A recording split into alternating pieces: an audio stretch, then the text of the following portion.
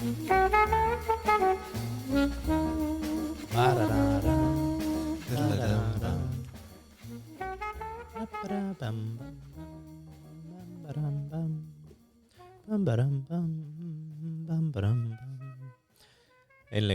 Nei. Góðan daginn. Daginn. Góðan Verið velkomin út í búð, út í bíl. Já. Í þessar kjöraðstæður Já. sem við höfum áður nefnt. Há vont við gær maður. Já. Á rigning. Já. Býta, já. Skulum vona að verði skárra í dag. Það verður skára, ég lofa Hvað ertu að fara að kíkja undir glugga núna? Ég glemdi lavatsanum. Já. Lavazza. Engin stúri frá túrin. Ég veit hvernig það er. Með það er líka nýtt núna þegar maður situr út í bíl. Já. Heyrðu það einum. Há bílaði þarna, hann maður ekki með svona rassa hittara. Já, Ég þurfti að setja stýrishittan á í gær. Svo ömurlegt var veðrið. Ég með eitt nýtt tricks. Já. Það var einn að segja mér að hann tekur hérna, fær sér lavatsa, bolla. Já. Litla bolla, þannig að þessi verði vel heitir. Þessa petit. Svo þegar hann kemur út í bíl, þá stingur hann þeim á milli lærana. Já. Til að halda hita á lærunum. Já. Við kaldar aðstæður. Einmitt.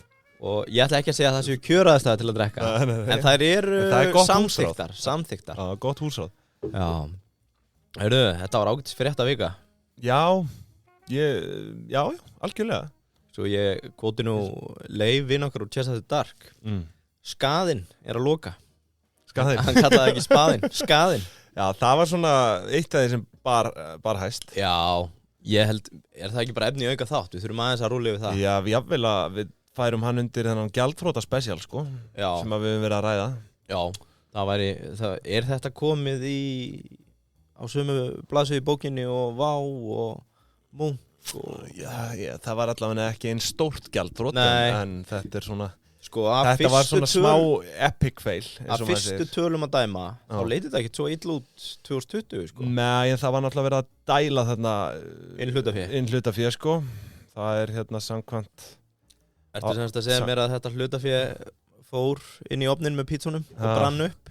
Já, það lítur út fyrir að þú veist, það er náttúrulega ekki til ársendingu 2021, þannig að við getum ekki séð efnahaginn, sko. Nei. En þetta er hérna, það er spýtt inn í þetta, útgáfa nýrra hlutabréfa og yfirverði, 150 milljónir árið 2020. Já, eru við kannski bara báðir með þetta opið hérna? Já, og það hefur verið gert bara til að bregðast við, þú veist, tapi hérna 2019. Tap upp á einhverjar 8 milljónir. Þetta er bara svona, það hlægi ekki allir hugsunum enn í dag. Nei. Sum er að gráta. Þetta er hugsunum aðeins sem grætur í dag. Já, það er nú bara þannig að það er bara 10% mann sem að ná í gegn. Það er bara þannig. Það er bara staðan. Flestir feila í byrjun. Já. Ég tek hattinn ofan fyrir að reyna. Já. Svo er það náttúrulega erfið samskipni við okkar menn. Já. Dominos. Það er bara staðan. Þeir eiga bara markaðinn hjá Dominos, sko. If you can't fight them, join them.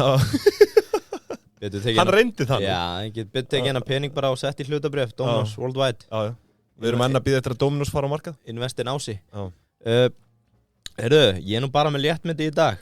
Já, ég svo sem líka, sko. Ég er ekki með neitt töð í dag. Nei. Svona aldrei svo vant. Ég er svona meira kannski, svona skemmtilegar pælingar. Ok.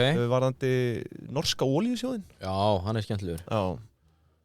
Og hérna... Eitthvað fleira? Nei, ekkert mikið svona meira frá mér. Við fengum nú ábendingu þess efnis að við þyrftum kannski að stytta þess að þetta aðeins. Nei, það er ekki séns. Ég veit ekki hvort að það eigi sér einhverja stóðan. Það kemur ekki úr stóðum, sko. Ég hef ekki tvo sem vinna þar. Það er hvorugu kvarta. En þetta, sko, þessi pæling mín með norska olíusjóðin, hún kemur út frá því að það er einn af þjóðarsjóðum fyrsta dæmisins í Abu Dhabi. Hann á í viðræðum kaup á Marriott Edition hótelinu. Þetta sem er við hliðina á Hörpu. Já, hérna niður í bæ. Já. Og sko núna er þetta í eigu íslenskra lífeyrissjóða 43% og svo eru enga fjárfestar 27%. Og og þetta er, þú veist, þessir olíusjóðir, þetta er þekkt, þessi Abu Dhabiski, eða hvað sem maður segir, olíusjóður.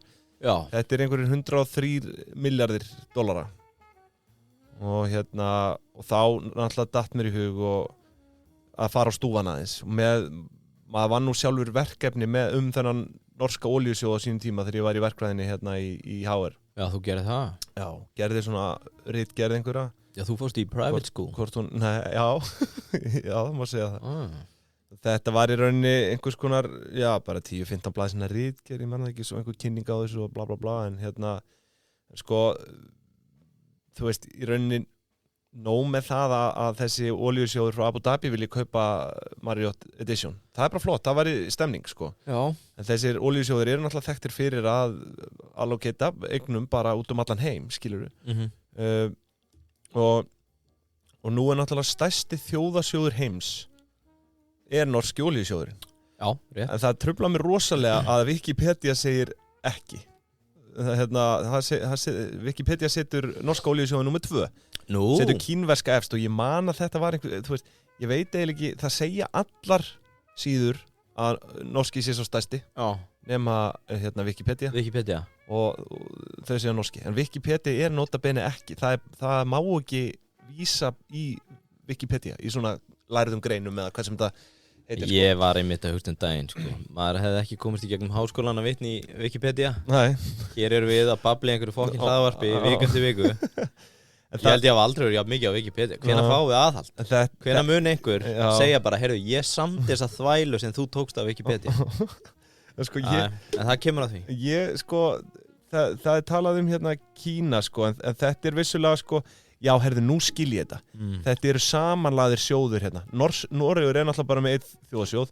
Kína hérna með 5. Ok, þannig að nú skil ég þetta. Norski stærsti einstaki þjóðasjóður heims. Og þetta það sem heitir Sovereign Wealth Fund. Hvernig ber maður það fram? Heyrðu pikkið? Nei. Þetta ég að skrifa grein á Wikipedia, svo þetta vitni. 5 sjóður í Kína. Sovereign Wealth Fund. Já.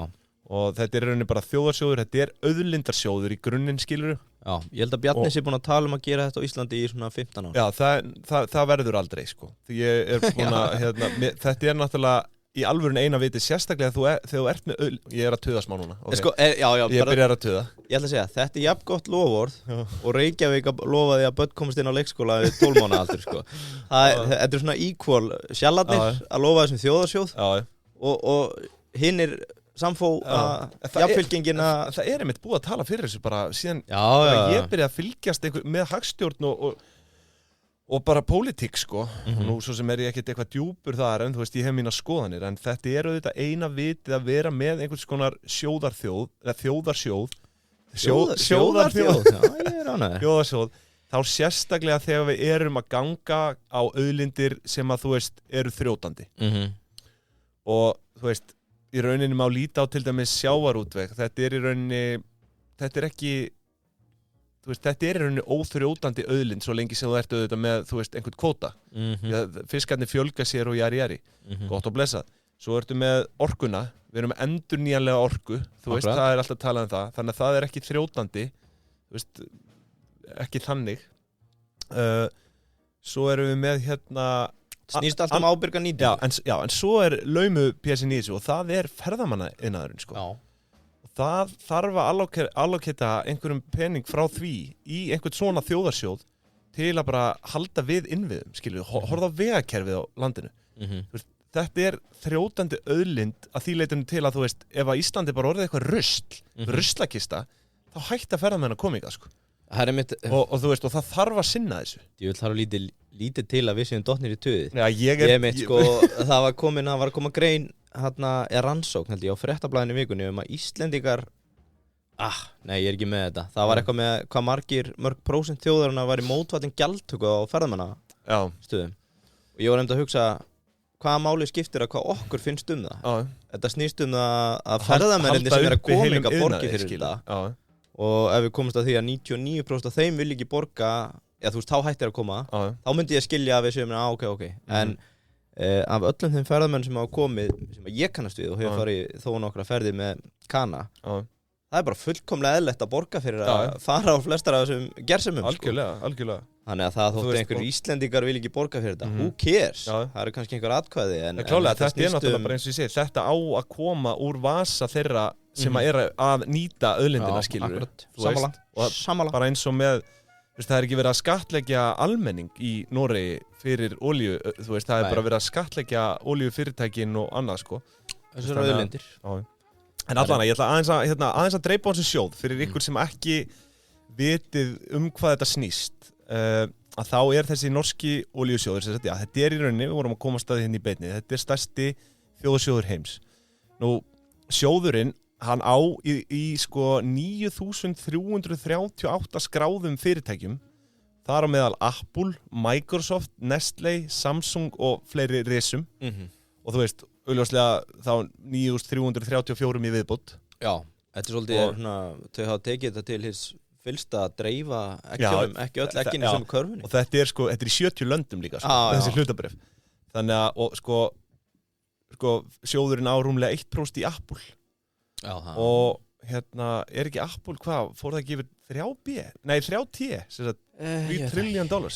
Það allavega náða að toppa hérna Saudi Aramco Já, á sínum tíma, en allavega, þú veist, 1% í því sem bara nokkuð rausnalegt. En svo það annað magnað, þau eiga 1,4% allar skráðura hlutabréfa í heiminum. Sem sagt, andvirði. Já, maður hefur heyrt þessu hent fram nokkur sinnum. Þannig að þessi sjóður ekkert fucking around. Þetta eitthvað sem kemur af Wikipedia líka? Nei, þetta kemur bara beint af síðunni, sko. Já, frá þeim? Já, okay. Og ég man, þú veist, þetta hefur einhvern veginn alltaf verið svona on top of my mind þegar olíusjóðurinn ræddur, sko. Þeir eigi yfir 1% allar hlutabréfa í heimi, sko. Það svona fyrsta sem mann dettur í hug. Hérna, sko, aðeins yfir hugmyndafræðina, eins og við ræddum hérna áðan. Veist, hugmyndafræðin sú bara í grunninn að olíuauðlindin, hún ekki endurnýjanleg. Og einn daginn, það bara munur hreinlega klárast, skilur, olían. Það bara, þetta þrjótandi auðlind. Svo hér bara verið að vinna sér inn í haginn og þetta notað sem einhvers konar sveiflujöfnunartæki þarna í Noregi. Og svo finnst mér gaman að koma inn á eitt hérna, framkvæmdastjóri sjóðsins, hann heitir Nikolai Tangen og hann einn af ríkustu mönnum Noregs. Já. Og hérna, og það ekki út af þessum sjóð, sko. Hann metinn á $700 million árið 2020. Þetta fjallabbi sem klifrar. Já, þetta fjallabbi. Fjallabbi? Og hérna, og hann stofnaði einhvern, þú veist, einhvern equity fund áður, sko, og náði ríkidæmi sitt þannig, sko. En svo hann bara komin í $600,000, þetta hvað, $600,000 á ári sem hann fær í laun fyrir þetta. Árslaun, sem náttúrulega bara skíð og ingenting fyrir þennan mann, sko. Engir árangursmælikvarðar eða neitt? Nei, ég held ekki, eða sko, svo það náttúrulega að þessi sjóður, það bara sérstök þverpólitísk eignastýringa nefnd innan Seðlabanka Noregs bara í kringum þetta.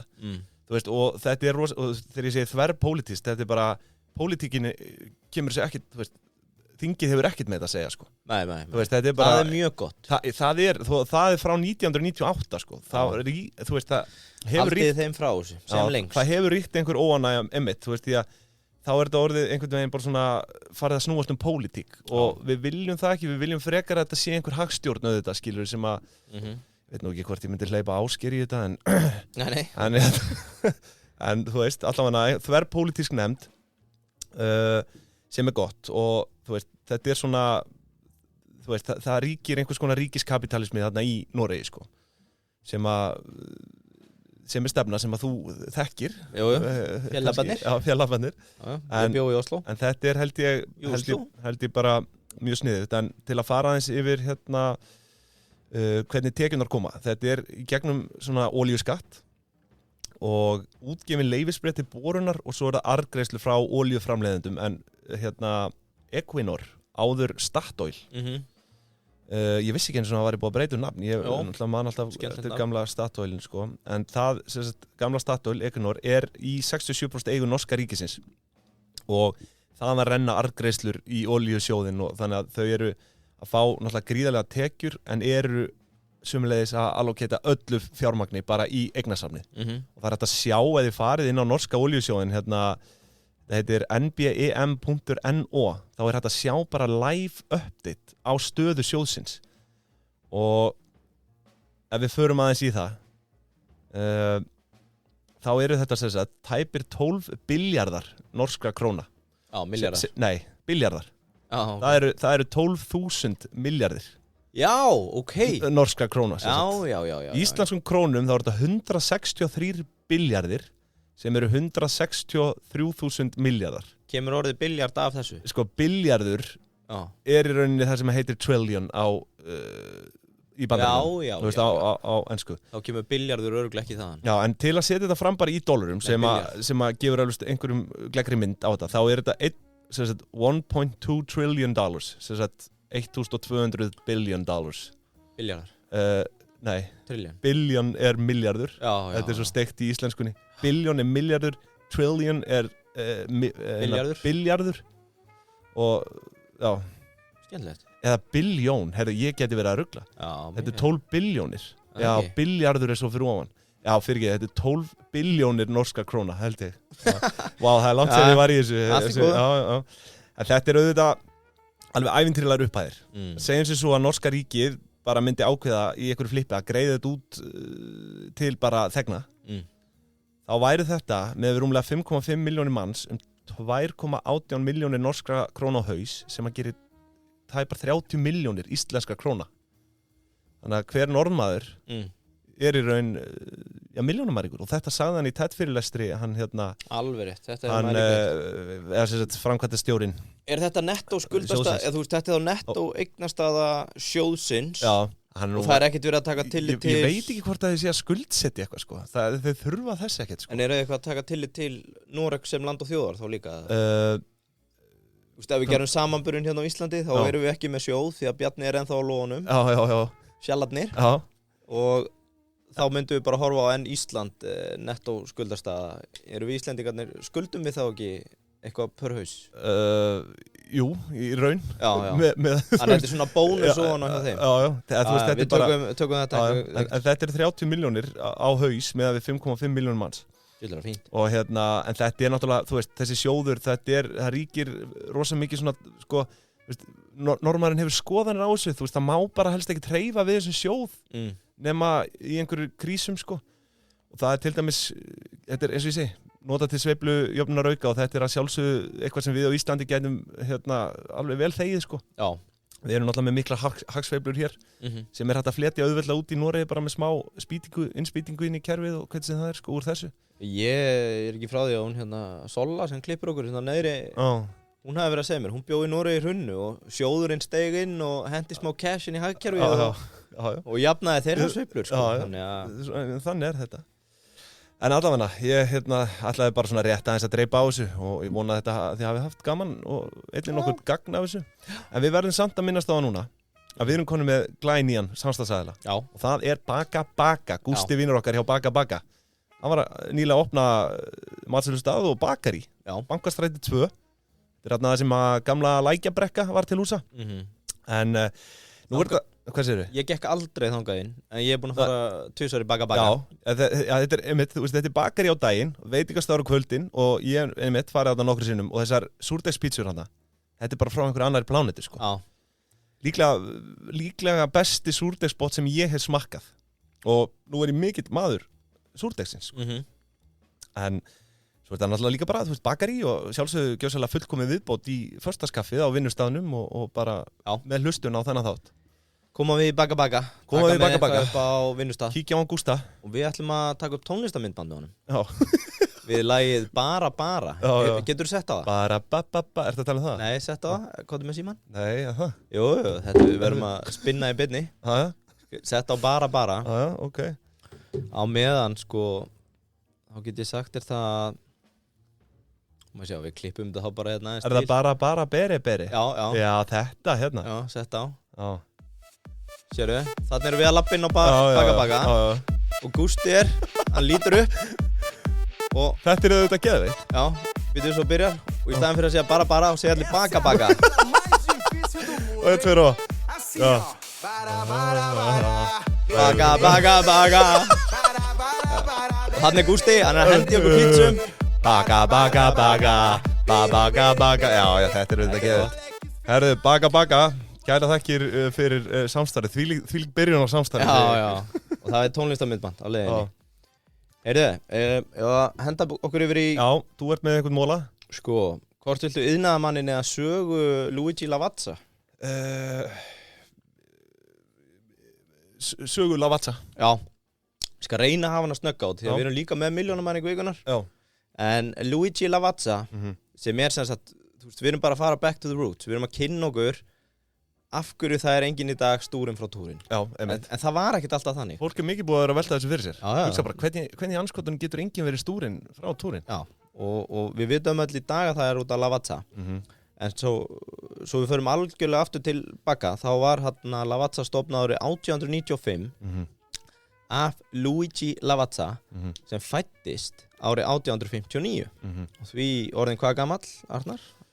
59 Ekki gera mér þetta stofnar þetta 95 og 161 Nei, 163 Hvað hann var gamall, allt í góðu Hann 163 í dag Já Framan af, nei, hann er lungu látin Framan af var hann stúrinn þótt hann sé fæddur og uppalinn í túrinn en það átti eftir að breytast og þessi krútlega búð sem hann keypti 1895 hét ekki fyrst Lavazza heldur Paisa Olivero og hann keypti hana fyrir 26.000 lírur sem á þeim tíma var $20 maður með hugsjón, setur allt kassi sitt í að kaupa litla kjörbúð Árið hvað var þetta? 1895 Já, akkurat, og hann fæddist 1859 Þannig að reknaði nú Á þessum tíma, og út af því að við erum með aðra seríu í gangi, seríu 3 af ársækningaþáttunum það heyrist svolítið í hérna, þetta er mjög óþægilegt þegar þú varst á nudda Já, þetta er ég Það er svona þessu mís í veggjanum hérna Við erum með hérna seríu fyrir eina vinnandi mæður og þetta snýst einmitt það sko, að búðir á þessum tíma voru bæði framleiðsla og sala þannig að í staðin fyrir í dag að þú gengur inn í búð og það er allt pantað að byrgjum og svona þarna var þetta þannig að hugsjónamaðurinn sá sjálfur að panta hráefnin mallaði úr þeim það er einhver snúra að surgu í okkur Heyrðu, og rétt eins og með, þarna hann keypti hráefni og vann úr því og þar á meðal, viltu giska hvað hann var að kaupa sjálfur? Kaffibönir Kaffibönir og það áhugaverð bönirnar var hins vegar að fólk kom með mismunandi skoðanir hvernig átt að brenna þér, hvernig átt að rista þér hvernig átt að mala, skilurðu, í hvaða póka, hvaða einingum og okkar maður Luigi Lavazza var það alveg hugfangin af öllu því sem hann var að bralla í búðinni þá var þetta svona sem að fanga hann ok, Jonni er mættur, hann vil hafa svona ferli við vinnsluna og þessi En þetta var svona matvörubúð bara þetta, kaffi var bara hluti af þessu Já, kaffi var bara, en hann svona einhvern veginn varð hugfangin af þessu og svo spóluði hans áfram og það gerist ekkert fyrir 1910 að þá ásamt sonu sinni 3 opnar hann heildsölu Mario, Beppe og Persikel og fyrir heimstyrjöldin situr aðeins strikið reikningin þarna áður en komast á flug alls konar hömlur og fleira sem er í gangi þarna í heimstyrjöldinni En árið 1927 þá skýra þessa litlu búð Luigi Lavazza og þá eru þau komnir á fullt í kaffið og árlega framleiðsla 1000 tonn. Luigi sjálfur deyr síðan 1936 en í dag eru 4. kynslóðar Luigi Lavazza menn sem að reka fyrirtækið. Já, það er svo. Já, top of mind og market leader á Ítalíu, starfsemi og sölu í 60 löndum. Já, takk fyrir það. Ennþá skráð og operita í túrin og það er ástæðan fyrir enginn er stúrin. Frá túrin. Já. Takk fyrir þetta og við viljum alltaf sjálfsögðu nýta tækifærið og þakka Lavazza fyrir samstarfi Já, manstu þegar við fórum í sveit með guttan daginn kynntist ég smá vöruþróun hérna þegar ég var kallaðar hægsuðuheili HSH út í sveit og það er sko, þegar guttin var að fá sér appelsínsafa þá var það þannig að þau voru að bjóða, vill hann ekki bara fá díkaf út í þetta eitthvað nú, við erum að bjóða upp á espresso þá voru við byrjað að blanda sko díkaf í appelsínsafa og það er kallað espresso svo hef ég séð að önnur kaffihús hér í bæ eru byrjað að kopja þetta kemur út sveitinni sko. Já, skemmtilegt Heyrðu, þetta er saga Luigi Lavazza ég er búin að lofa þessu það var alveg komin tími til að fá þá baksu en svo ertu með hvað sagður að hitt væri hinn iðnaðarmaður er ég bara on fire? Já, það verðist vera. Ég er bara komin inn í eldin, inn í ketilinn. Já, við getum svo sem, það er svo sem alveg á næga taka, við vorum náttúrulega með þarna, það er einhver farin að hérna bjóða upp á íbúð í skiptum fyrir Bitcoin. Já. Það er svona, dálítið sértækt, að verður bara að segja stænlega svo er.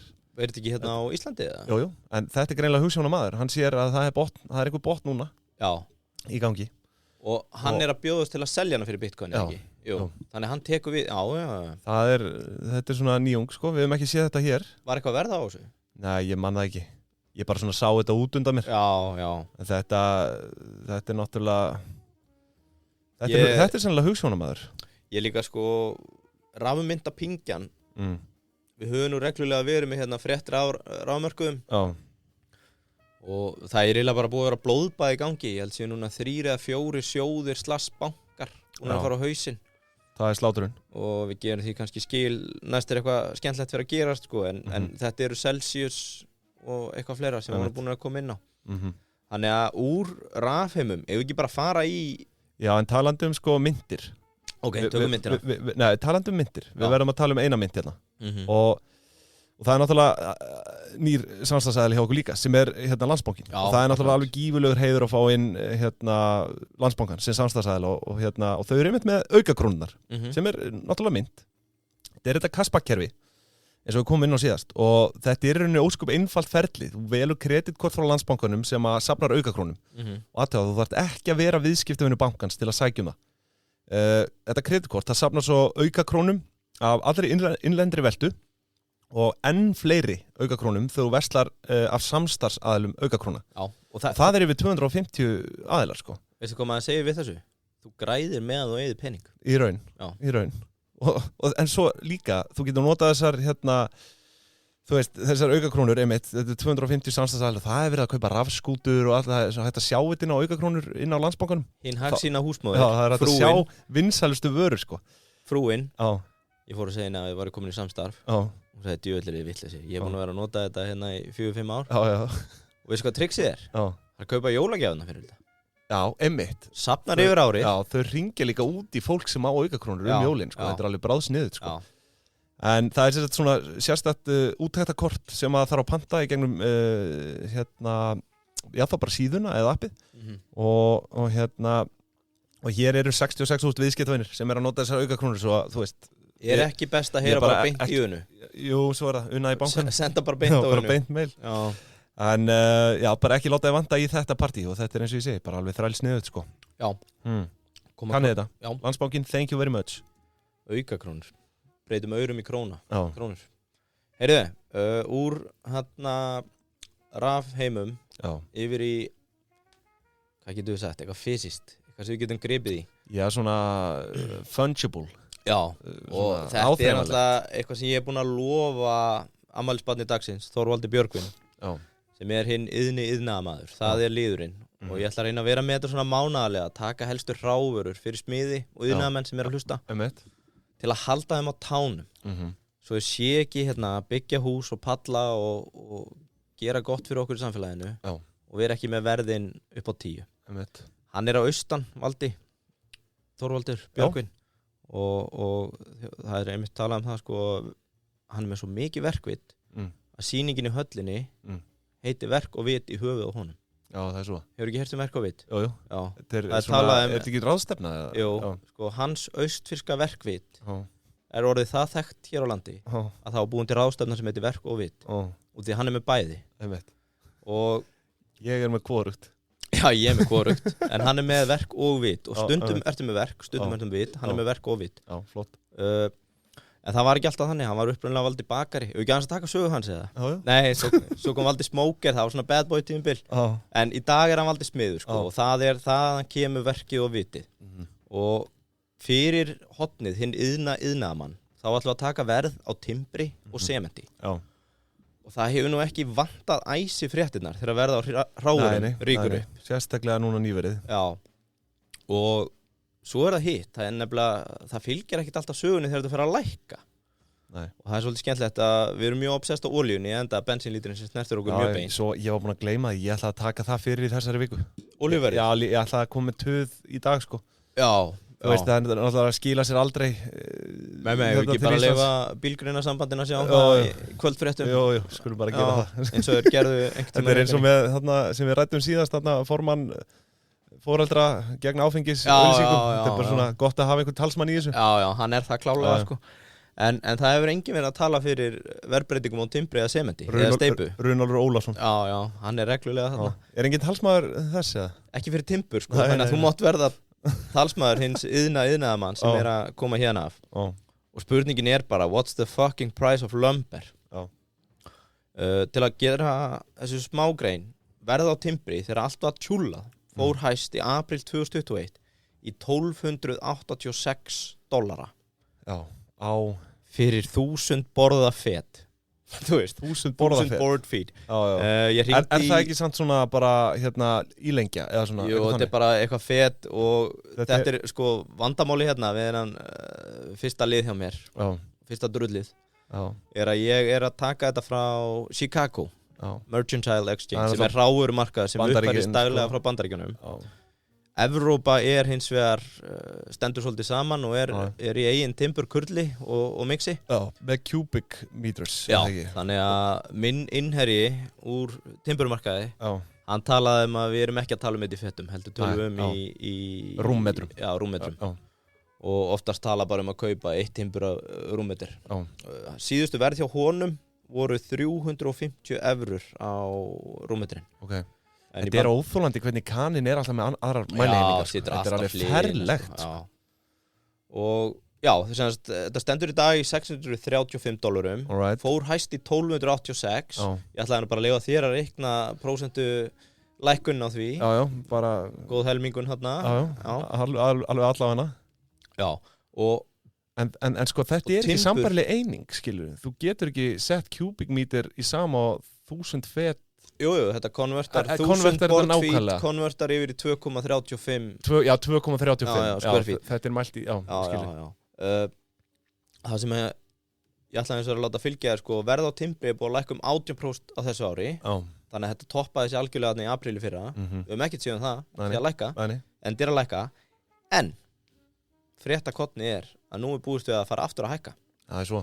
Sérstaklega hérna í Evrópusambandinu, af því að helmingur að innflutningi timburs í Evrópu, viltu giska hvað það kemur? Svíþjóð? Rússland, Hvíta-Rússland og Úkraína. Ég hefði nú svo sem geta gískað á það. Og stríðið er núna að byrja að býta við svakalega. Ég er svo mikil Bergstimbermaður. Er það ekki Svíðarnir eða? Ég held því... Er það Norsæðan? Litáen. Nei, það? Ísland, ég veit það ekki. Ertu ekki að tala Norvík? Það sem að Norvík á? Jú, Bergstimber. Það er skráð á markað í Svíþjóð. Já, var það ekki? Það ekki? Ég held það. Jakob var ekki að fara að dreifa okkur. Sorry, ég kom við. Hann er að fara að kveiki timbri hérna. Heyrðu, já, allavega, það er búist við að verða á timbri fara aftur að hækka núna. Og minn maður á markaði sagði að hann vissi sko, eitt sem væri að reyna að smygla timbri frá þessum löndum inn til Evrópusambandsins, gegnum Finnland, Ísland, Litáen, frá þessum löndum og það væri núna bara kjölfar viðskiptaþingana byrja að taka ennþá harðar að því sko. Þannig að það er búist við að verð fara að hækka ansi hratt núna. Hvernig snertir þetta, þú veist, inn á íslenska markað, þú veist, nú er náttúrulega fólk byggja palla og bústaði og svona, þú veist, hvað er svona eitthvað sem að maður eins og ég, sem er ekki í einhverju bústaðabraski og pallasmíðum, hvernig myndi þetta snerta mig svona? Það er framhald í næsta þætti að sjá hvernig heimsmarkaðsverð á timbri er að skila sér inn í... Hvernig það snertir launþegan? Já, hvernig þetta er að skila sér inn í hráurverslannar hérna hjá okkur, sko, Bíkó, húsasmiðina og... Þannig bretti og svona og fleira? Já, vörubretti inn og þetta. Heyrðu, skemmtileg pæling. Hvað var það sementið? Það er nú meiri helvíti steypan, maður. Já, góður. Það ekki? Já. Og ég segi það í búið steipustöðunar í dag því að þeir voru mér innan handar. Já. Þetta er frí auglýsing. Já, basically. Hann hjálpaði mér, hann er í Dýbind og Pingjan, Viktor. Og við fengum svar út fyrir landsteinana, sameiginlega, frá einhverjum öðrum en einhverjum steipugúrú, að nafni Vasim. Sko, bara til að setja hlutinu saman. Tonna sementi á heimsmarkaði í dag kostar $129 tonnið. Verð á sementi hefur ekkert tekið einhverjum svakalegum hækkunum steypu sig, konkrít. Hefur ekki tekið einu svakalegum hækkunum eða lækkunum síðastliðin ár. Svipa á aðra hráur, þá er ég að tala um steypuna. En það sem Vasim bendir á er að það sem að stjórnar verði á steypu er aðgengja hráefninu sem er sementið og svo bara almenn markaðslögmál. Það meikar sens. Bara framboð eftirspurn. Ok, þá gröfum okkur einni rót neðar fyrir hinn iðnaðamann til að skilja hvað er að gerast í steypunni á sementinu. Og þá er nefnilega málið að verð á sementi ræðst af eftirspurn, en svo er það líka nokkrir aðri faktorar. Og þar á meðal frambóðið. Og það sem hefur mikil áhrif á frambóðið er að kol og olía, sem eru svona helstu, hvað getum við sagt, orkugjafar við að búa þetta til. Eru stærsti kostnaðarliðurinn sem gera það verkum keðjuverkandi. Að sko þegar þetta hækkar þá verður svo dýrt að framleiða sement. Þannig að þetta er ekki pjúra frambóð eftirspurn. Þetta hefur eitthvað Ekki á sementinu, sko. Nei, þetta keðjuverkun líka Já. leiðir út í aðra hráfur. Já, og býtu nú, fyrsta faktor í framleiðslu á sementi kololía. Þetta er framleitt í löndum þar sem þetta notað sem orkugjafinn. Númer 2, flutningskostnaðurinn, sem hefur síðan líka hækkað út af því olíukostnaður búin að hækka og allt sem því fylgir. Þannig að það er viðbúið að verð á sementi getur verið að hækka og hafi hækkað. Svo að loka snúðurinn. Og getur við sagt mesta steypan. Já, hvað með það? Það helst kolefnisskatturinn. Já. Því að þannig málum með vexti að kolefnisskatturinn í Evrópu, hann er farin að telja meira og meira á hverju ári því að það er alltaf að vera strangari reglur það hver verksmiðja má menga af kolum, olíu og þessu og við höfum nú aðeins kynnt okkur þetta. Þetta hefur gert það að verkum að þessar framleiðslur eru farnar að þurfa að kaupa sér karbónkredit til þess að geta framleitt meira heldur en kvótin frá Evrópusambandinu segir til Og þar eru við náttúrulega sérfræðingar. Jú, þannig að ef þið þurfið aðstoð með að kaupa ETS-einingar þá getið þið heyrt í okkur. En þetta er í rauninni það sem að geti verið að valda því að verð á sementi mun bara halda áfram að hækka. Verð á hráurinn til að framleiða að hækka, en svo er það líka bara yfirlýst markmið Evrópusambandsins að draga úr kolefnisnotkun sem þarf til að búa til sement. Og það gerir að verkum að verða á sement með öllum líkjum halda áfram að hækka. Og málið er að þetta er svo forvitnilegt að sjá hvað þetta mun leiða af sér. Þessi kolefnisskattur, eins og þú segir, hann er alltaf að hækka og hækka. Já. Og þú veist, og hvað mun koma til með að gera, skilur við bara herra húsnæðisverð. Já, ég veit bara það mun allt hækka. Og þú veist, til lengri tíma, þá mun allt fara í steypu. Það mun allt fara í steypu ef allt heldur áfram að hækka og hækka út af þessar undirstöðu sem er kolefnisskatturinn, skilur. Já, akkurat. Er þetta ekki í rauninni bara spurning, þú veist, við erum að reyna að gera allt til þess að sporna gegn því að draga úr neyslu, fattar mig. Þú veist, fólk vill halda áfram að lifa þessu lúksuslífi þannig séð sem að við lifum í dag, allavega á vestræn ríki og svona. Já, allir nema ég. Og já, það er ekkert allir tilbúin að láta af hendi, skilju. Nei, akkurat. Fyrir eitthvað svona kolefnisdót sem er bara eitthvað fúgasi í dag, skilju, sem að fólk bara skilur ekki því að ríkisstjórnir eru bara ekki að leggja nægilega mikla áherslu á þetta. Já. Svo mun þetta koma bara eins og skellur einn daginn, sko. Það mun koma alvöru skellur tengt þessu. Já, klárt. Og verð á... Hefur smá áhyggjur af þessu, sko. Bara sem dæmi, verð á ETS-einingunum, sem er European, hvað heitir þetta? Trading System, eða Trading Scheme. Fyrir hvað ETS stendur? Man það ekki nákvæmlega. Já, allavega, þú veist, ETS er bara karbónkrediti sem þú kaupir til þess að mega gera eitthvað. Þetta er það sem flugfélögin er að kaupa til þess að mega fljúga innan Evrópu. Eða mega losa eða er að jafna til losunar. Þetta, þú veist, við hefum náttúrulega átt að taka þetta fyrir til dæmis að hérna ef við tek bara október í fyrra, 2020 ég kannski finna frekar júli, hérna, finnum 7. 8. júli fyndu það á meðan ætla ég 29 evrur 29 evrur sem að ETS eining kostaði fyrir 2 árum upp á dag 83 evrur í dag hvar heldur að þessi kostnaður komið niður annars staðar heldur en bara inn í auknu framleiðsluverði sem enda sér á okkur nefndum sko. Þetta er svo það er smá heimsbyggja bak við þetta líka sko. Já, þetta er kostnaður hvað mun þetta leiða af sér sko. Þú veist því að borgarstyrjöld þú veist, einhvers konar fallsiðmenningar á endanum, þú veist, fólk vill ekki sleppa þessum lúksus sem við lifum í, en til að bjarga loftslaginu, þá þarf að draga úr neyslu það er bara 100%, nema að við hreinlega finnum einhverja tækni sem að getur, þú veist bara lagað þetta climate change ferli sem er nú þegar hafið, sko. Já, við eigum svo tækni er ekki til, sko. Hvað með þetta Climeworks og þetta dæmi sem þú veist, Carfix og þetta þú veist, það er eitthvað en ég ekki nóg til að berjast gegn þessum hagvexti, ég meina hagvöxtur er bara það sem drífur framleiðslu áfram framleiðslan sem drífur hagvöxtinn og þú veist ert þú með það? Ég ætlaði bara rétt að koma inn á með skrufið, þetta er náttúrulega núna er þetta búið að vera coming in hot eins og orða, ég er náttúrulega sjálfur búin að rekrúta 2 stórlaxa góð vinni mín, Egil Plóter og Aron Má og betur þekktur sem Aron Móla þeir eru algjörlega sjúkir í þetta þetta er eina af þessum bara heitu vörum í dag núna on the rise þannig að meira segja að þeir sem er ekki að nota þetta þeir hnusa bara og eins og þú er búin að vera hnusadóldi ég byrjaði að safna dósum einmitt, svo er það líka ég var að safna lyklakipum þegar ég var krakki en ég er að safna svona skrufdósum einmitt og svo er ég að gera úr því að það er svolítið sniðugt ef þú tekur svona skrufdós og þrífur hana, bara í þvottavél þá nýtist þú mjög vel sem svona snúrugeymsla það er þetta hörku punktur skemmtilegt þannig að þið sjáu það, skrufið það er málið í dag, sjálfsög 18+ fyrir umhverfið og hugsjónamenn Heyrðu, ef að enda þetta á hugsjónamanni í Já. búið skruf. Þú varst með hugsjónamann í búið Já. skruf, já. Ég ætla að taka, út því ég tók það ekki í Costco-þættinum. Já. Þetta verður snöggu yfirferð. Milljónamanningu vikunar. Þetta er Jim Sinegal, stofnandi Costco.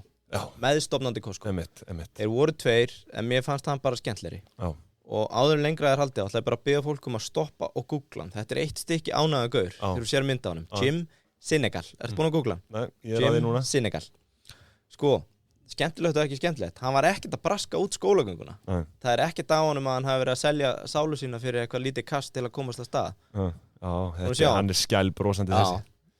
Jú, brósir hann maður. Já, En byrju, er hann hugsjónamaður vikunar eða er hann milljónamaður vikunar? milljónamæringu vikunar, sem er hugsjónamaður sem hlæðir, sko. Já. Heyrðu, semst, hann bara stóð sína plikt, fór San Diego State University, fæðist hann að 36, útskrifast með BA í Arts, eða Bachelor of Arts. Já, það er náttúrulega bara BA-gráð. Já, og það fylgdi ekki eins og ný hverju, sko. Nei, ok.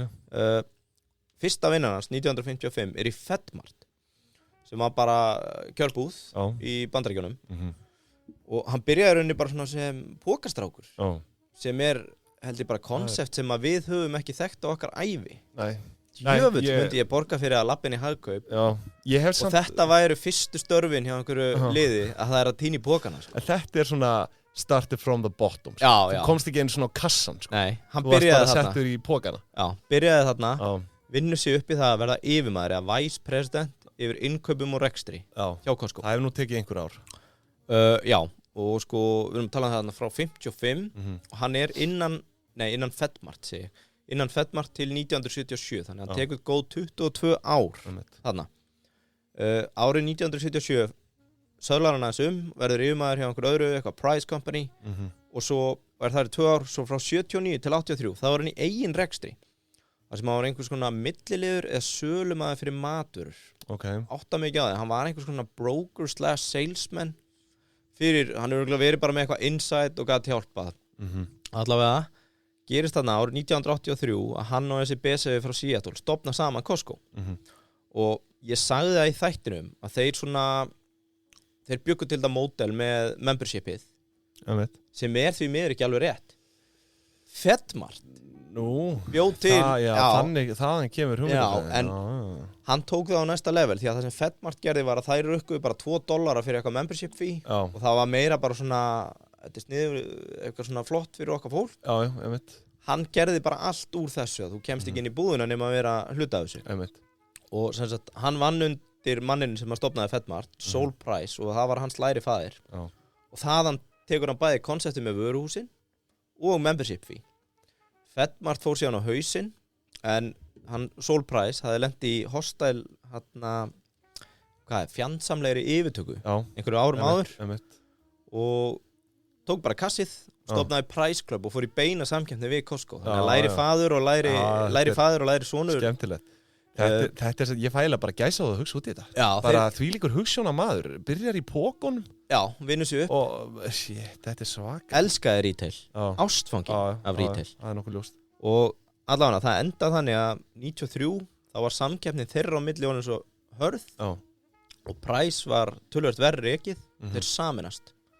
Og hét á tímbili Costco Price Club hann að verði Costco Warehouse. Þannig að hann hefur tekið fyrrum eða bara lærifaðir sinn undir sinn vang. Já, basically, Sol Price. Vá, hvað þetta er fallegt. Já, eins og ég kom inn á í þættinum þá var hann mikið gagnrýndur af strætinu því að það er bara margum talað. Hann setti bara starfsfólki í fyrsta sæti fram með hluthafa í rauninni og hann fekk reglulega mikinn skít frá strætinu fyrir að vera ógóðu við starfsfólk í kaupum og kjörum. Þú ert á að tala Wall Street eina sanna stræti. Já, hér á landi á tölu túnið. Þegar túnið er ósátt við þig þá er borgatúnið. Borgatúnið. Heyrðu, og það er eitt kvót sem rammar hann ansi vel inn það hvernig hann tókst á við velgengni. You have to take the shit with the sugar. Þú verður að taka skítin með sykri. Já, það ferðir ekki að þýða þetta. Nei. Heyrðu, ég kom með þýðanda. Nú? Í vinnu? Já, ekki í vinnu, en það sendi á mig annar hlustandi. Manstu, við vorum að básuna með hvernig við þýðum rags to riches. Já, emitt. Í síðustu? Já. Nú finn ég þetta ekki. Nei. Við finnum aldrei neitt live, það er alveg ótrúlegt með okkur. Þetta er illa gert, sko. En allavega, maður þarf að takast á við skít með sigri. Já, skítið með sigri. Já. Og, nei, sorry, ég að eðilegja þetta. Það skít í heið. Já, ég að skít í heið. Annað, frægur fyrir að ferðast á hverju ári, heimsækja hvert einasta location. Já. Og fyrir þá, sem að spá í túninu, í strætinu. Já. Frá 1985 til 2012, þegar hann hætti, semst hann leggur, hvað getum við sagt, vöruhúsin á hilluna, 2011-12. Já. Þá hafði hlutabréfaverð Costco hækkað 5.000%. Þannig að stræti hefur ekki alltaf rétt fyrir sér. Nei. In Jim we trust. Já, 5.000%. Já. Og 2 söluhæstu ár hans hjá Costco, síðustu 2 árunas í rekstri. Já. Það svakalegt. Ég sé ég verð að kasta þið fram því að þú náttúrulega kemur aldrei með net worth á þessu liði. Nei. Peningar skipt ekki máli. Nei. En milljónamenningarnir gera það. Ég nota svo lítið af þessu. Já. Ok, hvað er með það? Það er 1 B. Það er $1 billion. 1 milljardur bandaríkjadollara. Ekki meira? Nei. Shit. Heyrðu. Þetta er náttúrulega sláttapenning. Já, það er hann Stefán sem sendi á mig. Já. From rags to riches. Frá tuskum til auða. Já, skemmtilegt. Ég tek því. Já. Og þakka enn og aftur hlustendum okkar fyrir að vera móttækilegir fyrir fyrirspurnum. Veit okkur aðhald. Eins og Viktor í steypustöðinni þegar ég gekk á hann. Algjörlega. Og hann var ekki með svarið, þannig ég segi ég vil fá samband við yfirmannin. Já. Hann var ekki með svarið. Hver er yfirmaður hér? Já. Og ég segi ég held að þú hafi bara ekki vald til að taka þessa ákvörðun. Nei. Við yfirmannans. Já. Og þá vísaði hann mér á Vasip. Já, flott maður. Nei, ég er að djóka, Viktor hjálpaði mér. Það var engin þvæla. Læsilegt. En með þeim orðum þá skulum við kannski bara kveðja í dag. Já, góða helgi. Við vonum að það er bara yndislega helgi. Já. Og við erum konur í frí þangað til á þriðjudaginn. Já, ég reikna með því. Mánudag. Já, kannski mánudag. Já. Heyrðu, þá segjum við það. Góða helgi. Bye bye.